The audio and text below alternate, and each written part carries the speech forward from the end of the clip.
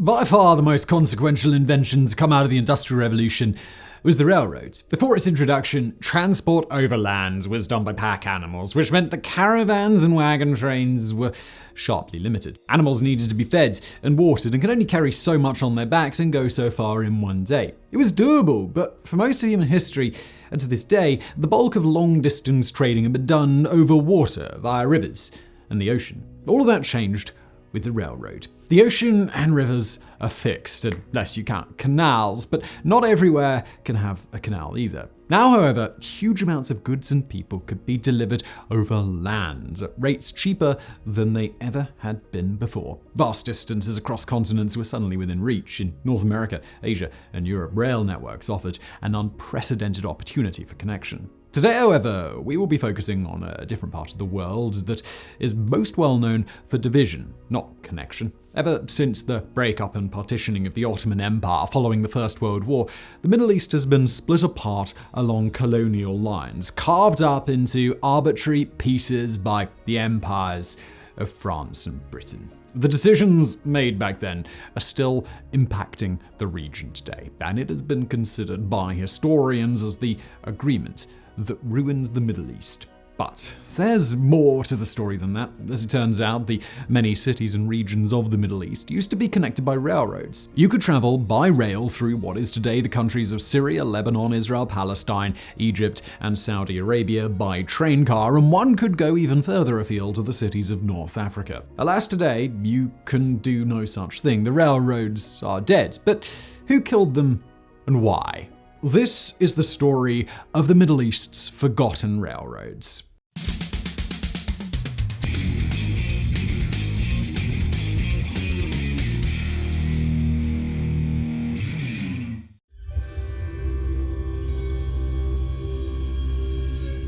For 400 years, the Middle East was ruled by the Turkish Ottoman Empire. For nearly a millennium, the region was the primary crossroads for trade along the Silk Road, and the cities of Baghdad, Damascus, Alexandria, and more were among the most populous and wealthy cities in the entire world. This trade was the catalyst for the Islamic Golden Age, a period where the Middle East outshined many other parts of the world as the center of sciences, arts, and grand medieval states. The trade also attracted rivals. Many warlords sought to conquer the region's riches for themselves, from the Seljuk Turks in the 11th century to the Mongols in the 13th, and then the Ottoman Empire in the 15th century. But unlike these earlier warlords, the Ottoman conquests would be lasting and transformative. This was because the Ottomans built tolerant governing institutions designed to appease the many ethnic minorities in their empire. That's not to say that the empire was a bastion of progressive ethnic relations. It wasn't, but it certainly did some things well in this regard, better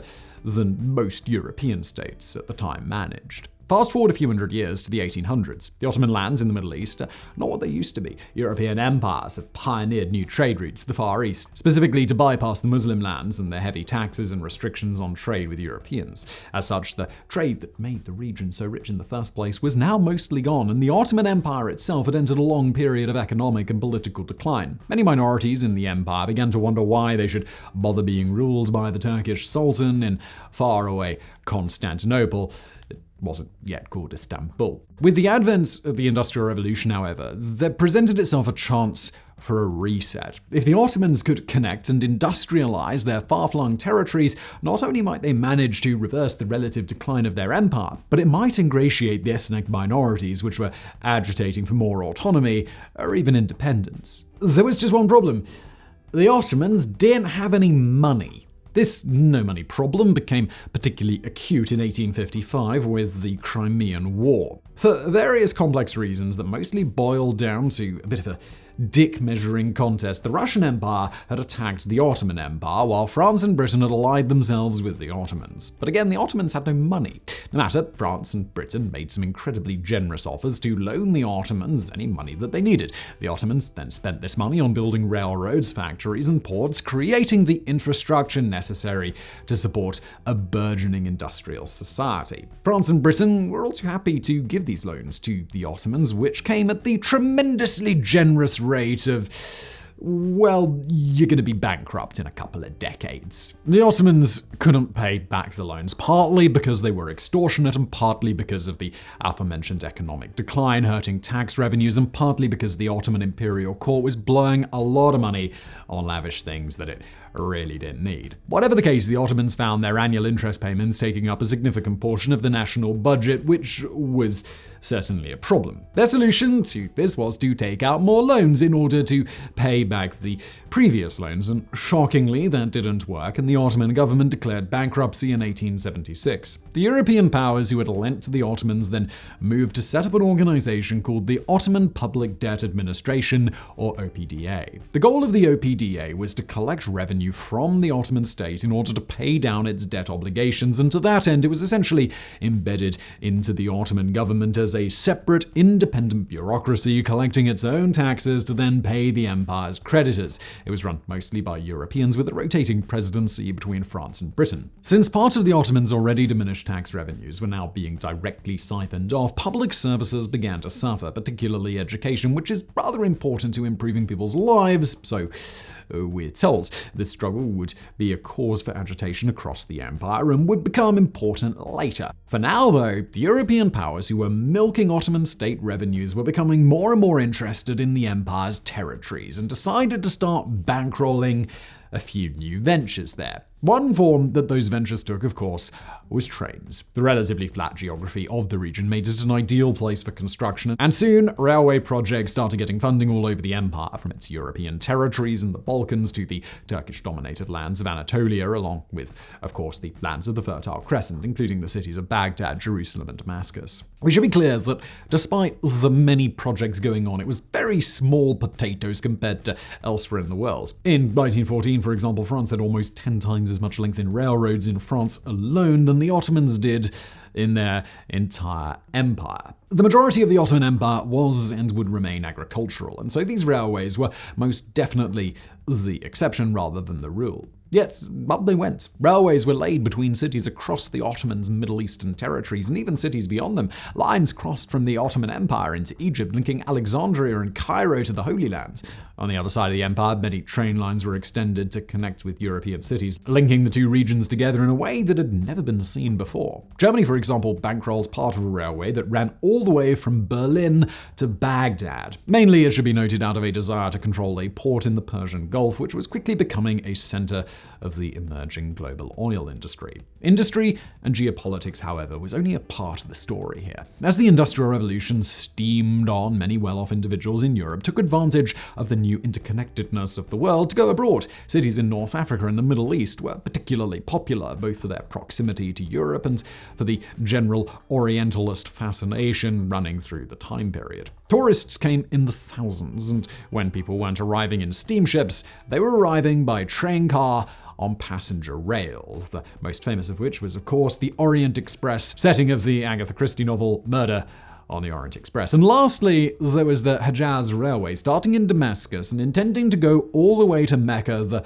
holiest city in Islam. Publicly billed as a means for facilitating the Hajj, the pilgrimage to Mecca that every adult Muslim man is supposed to make at least once in his life, it was also a convenient way for the Ottoman government to quickly move troops to a region where the loyalty of the locals could be best described as, well, questionable. And with that, we come to the elephant in the room. Underneath all of this development was an undercurrent of mistrust, the idea that these railways were going up not for the sake of connection or commerce, but for competition, the influence of one great power over another. From the moment industrial development was brought to the region, it was inextricably linked to empire, primarily of the British and of the French. As empires were held together through violence, it's no surprise then that violence soon followed these railways.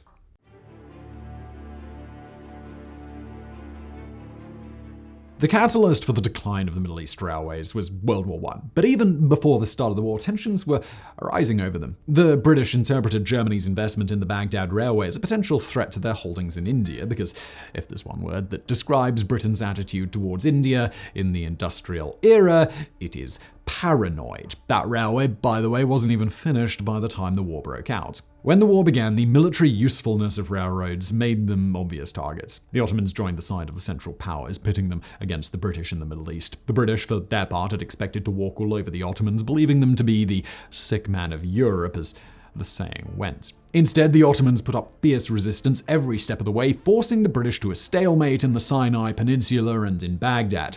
All of this fighting caused severe damage to the region's rails, some of which would never be repaired. In addition, rather famously, a man by the name of T. Lawrence was working with the tribes of the Arabian Peninsula to ally them with the British against the Ottomans. To hugely oversimplify a very complex story, this totally worked, and the Arabs began explicitly targeting railways and bridges to hinder the Ottoman supply lines. This continued more or less until the end of the war. When the war did end, the first big hit had been done to the Middle East's railways. But it was about to get a lot worse. Again, to oversimplify, the British had promised the Arab tribes that they would recognize an independent, unified Arab state in the region in exchange for their help, including Syria, Iraq, and the entire Arabian Peninsula. That obviously didn't happen, and the reason for that was because Britain and France had already agreed to divide the Middle East between themselves. With the war over, they did just that under the infamous Sykes-Picot Agreement, dividing Syria and Iraq between them. Mandates were made, borders were drawn, communities were divided, and what has been internal rail networks became international ones, with multiple parties needing to work together for their maintenance. But that cooperation would never come. First, Britain and France weren't keen on maintaining the railways in the first place. As time went on, they decided they didn't want the primarily Muslim population of these areas from going on pilgrimage so much, and they decided to let the railway between their respective territories fall into disrepair to make any movement of people harder. It is more complicated than that, but that was a reason. Another major reason, far more pronounced than imperialist indifference, was just how thoroughly the Sykes-Picot Agreement ruined the Middle East. The borders followed no geographical, cultural, or really any reasonable type of boundary whatsoever. Iraq was left without a deep-water harbor so that Britain could keep Kuwait. Syria was carved into pieces and was reformed as a mix of Christians, Muslims, and ethnic divisions. From the very start, long before these countries became independent, they were set up to fail. That is, of course, to say nothing of the resource curse that is oil, as well as the establishment of Israel, which was overwhelmingly opposed across the Arab world. These artificial borders would crystallize over violence, and international connection would soon be thrown out in favor of national entrenchments. And even inside countries, that sense of entrenchment would be the death of many rail lines. In Hejaz, a new family was in control, the House of Saud. In their state, today called Saudi Arabia, they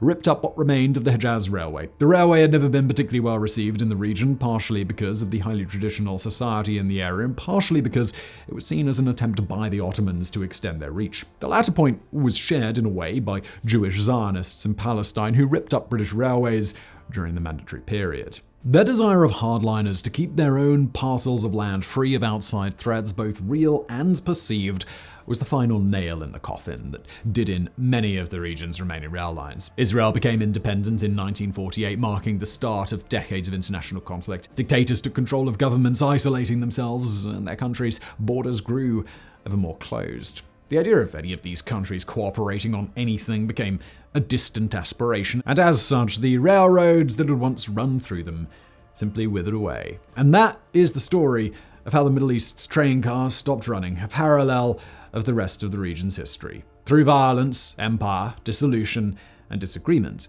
the borders, which started as lines on a map, have become very much real and regularly fought over. Even in North Africa, newly independent countries found reasons to disagree and fight with each other, and border-crossing rail lines were closed. Today, from Morocco to Iraq, not a single railroad crosses international borders, a punctuating illustration on just how divided the Middle East really is, and the origins of that division stem from the same thing that built those railroads in the first place.